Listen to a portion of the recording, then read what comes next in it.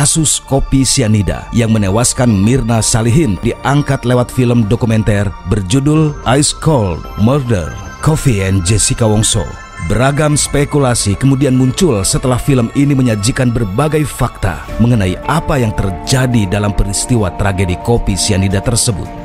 Salah satu sosok yang muncul dan menjadi sorotan di dalam film dokumenter Ice Cold adalah Reza Indragiri, ahli psikologi forensik yang kemudian mengaku pernah mendapat ancaman dan percobaan suap saat memberikan komentar mengenai kasus kopi sianida ini. Jelas membangun rasa penasaran publik. Apa dan siapa sebenarnya tujuan mengancam dirinya? Dalam film dokumenter tersebut, ini kan juga turut disoroti. Ramai sekali masyarakat membahas gara-gara statement yang kemudian dikeluarkan dari Bang Reza sempat menerima sejumlah uang begitu dari pihak yang pada saat itu tidak pasti. Ini kalimat yang keliru. Bukan terima ya, semacam diberikan. Tapi kemudian begitu, diserahkan oleh KPK. Saya ingin tahu sebenarnya seperti apa kejadiannya secara rinci langsung dari Bang Reza, secara detail, karena ini kan menimbulkan persepsi juga dari masyarakat bahwa wah ini siapa sebenarnya kasus orang di balik ini semua begitu, yang kemudian berusaha untuk membungkam salah satu orang yang bersuara yang turut menyoroti kasus ini. Sebagaimana kosakata yang saya ucapkan di film itu bahwa saya dikasih, tapi kemudian sebagian masyarakat, sebagian warganet justru menggunakan kosakata Reza menerima. Kedua hal yang berbeda. Benar bahwa saya dikasih, tapi apakah saya menerima? Saya pastikan tidak sama sekali. Sepeser pun ya Bang ya? Sama sekali. Nah sekarang situasinya seperti apa ya? Jadi pada saat itu saya diundang oleh salah satu media untuk juga berbagi perspektif, bertukar pikiran tentang kasus ini. Tanpa saya sangka, saya duga ternyata ada pihak lain juga yang dihadirkan oleh media itu untuk juga menjadi narasumber di sana. Dan pihak lain itu maksudnya sebagai apa? Sebagai narasumber di tayangan itu, di program televisi. Kapasitasnya sebagai narasumber? Sebaiknya tidak usah saya sebut. Tetapi yang mengamati juga kah atau dari pihak? Tapi yang saya pastikan dia sangat tidak sependapat dengan saya. Jadi kita ngobrol di dalam acara itu secara live.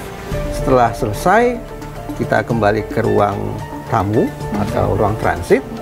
Seingat saya di ruangan itu ada 4 orang. Saya, kemudian pihak lain yang menjadi narsum. Ada satu lagi pihak yang juga menjadi narsum. Nggak bisa disebutkan ya Bang? Sebenarnya tidak usah. Tapi ada pihak keluarga juga di situ, pihak dari keluarga. Pokoknya pihak yang berseberangan Mirna dengan saya. Salihin? Pokoknya pihak yang berseberangan. Dan ada satu dari televisi itu sendiri, saya lupa apakah dia host, ataukah produser, ataukah guest booker, intinya ada satu orang. Nah, jadi pada satu momen, kru dari televisi ini mengajak saya berbincang. Sementara pihak lain ada di sebelah sana. Dari sudut mata, saya lihat bahwa tiba-tiba tas saya diambil. Tas saya diambil, tas ransel yang bisa saya pakai itu diambil. Reaksi Bang Reza? Nah ini yang ingin saya katakan. Saya sempat mencoba menahan tas itu, tetapi kemudian tas itu seperti ditarik kencang. Untuk tidak menggunakan kata dirampas, dipaksa pokoknya tas itu harus diambil. Firasat saya mengatakan, ini kalau saya memposisikan diri secara frontal, ini bakal ribut di depan banyak orang dan ribut di depan kru TV. Saya pikir bukan merupakan sikap yang bijak. Tapi dari sudut mata, saya coba dan dengan telinga saya coba mengandalkan panca indera saya untuk memastikan apa yang orang ini perbuat terhadap tas saya. Betul. Ternyata tas saya dibuka dan saya mendengar bunyi kertas gitu. Begitu selesai operasi memasukkan barang ke dalam tas saya itu, anggaplah selesai, saya segera keluar ke teras, kemudian ke lokasi parkir. Apa yang saya lakukan di lokasi parkir? Saya coba menimbang-nimbang. Ini situasi saya akan seperti apa ini dalam ruangan seperti itu, konsekuensinya saya akan mengalami seperti apa. Akhirnya saya putuskan untuk menelpon seorang kenalan saya. Saya putuskan untuk menelpon Pak Laode. Nah, kenalannya saat ini bolehlah saya sebut namanya ya, Pak Laode, yaitu saat itu menjabat sebagai komisioner KPK. Ternyata berbeda responnya. Pak Laode bisa saya katakan bersepakat dengan saya bahwa situasi ini adalah situasi yang tidak wajar, yang harus disikapi secara serius, bahkan termasuk kemungkinan melibatkan otoritas penegakan hukum. Lalu Pak Laode yang mengatakan saya tunggu di situ, saya akan kirim personil, pastikan bahwa kemudian barang tidak berpindah. sejauh saya sama sekali tidak menyentuh Nggak tas cek saya. sama sekali Bang ya? Setelah tas saya diambil, saya tidak pegang, saya tidak sentuh, saya tidak geser, saya tidak melakukan manipulasi apapun terhadap tas saya sejak itu diambil. Tetap di ruangan itu artinya? Tetap di ruangan itu. Oke. Tetap di ruangan itu. Nah, masuklah telepon. Kring gitu. Dari orang yang memasukkan barang tersebut di ruang transit tadi. Dia menggunakan kata ETA. ETA uang jajan buat di Bogor ya, karena saya tinggal di Bogor. Apa itu, Pak? Udah.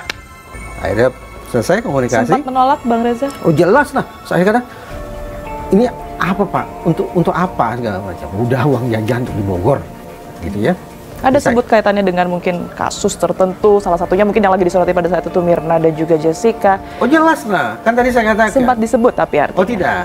Dia Dalam tidak menyebut. percakapan itu sama Tidak, sekali nggak tapi disebut. kan patut diduga, bahkan saya patut diduga kuat. Oke. Kenapa? Karena posisi saya adalah berseberangan dengan dia, Ya. berseberangan dengan dia dalam kasus ini. Saya memahami bahwa kemudian dimasukkan barang ke dalam tas saya sebagai upaya untuk memastikan saya tidak lagi mengambil posisi yang berseberangan dengan dia, tidak lagi memberikan berbagai macam pandangan yang kontras dengan dia. Nah, selesai, saya tetap di lokasi parkir, area parkir, sampai kemudian ada beberapa personil dari televisi tersebut yang bertanya ke saya, ada apa mas, ada apa mas? Saya bilang, saya belum bisa kasih penjelasan apapun sampai ada personil dari KPK yang datang. Personil KPK? Iya. Jadi ruang itu disterilkan ternyata oleh mereka, oleh Dan tas itu teman-teman tetap di di TV. situ? Tetap di situ. Oke. Dikunci bahkan oleh security dari televisi tersebut. Ya. Akhirnya datanglah sejumlah personil KPK, personil memakai sarung tangan dan segala macam. Mereka keluarkan barang itu, masukkan ke amplop, mereka bawa.